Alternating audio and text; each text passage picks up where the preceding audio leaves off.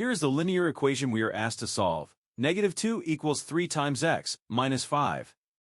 Solving means isolating x on one side with a number on the other.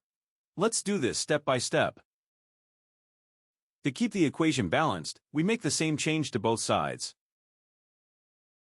The variable is on the right. Switch the two sides so the variable is on the left. The minus 5 keeps 3 times x from standing alone. Add 5 to both sides to remove it. That gives 3 times x equals 3.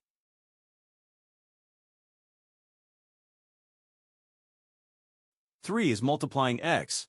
To leave x alone, divide both sides by 3.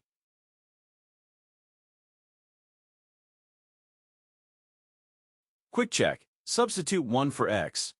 Both sides equal -2, so the equation balances. So, x equals 1.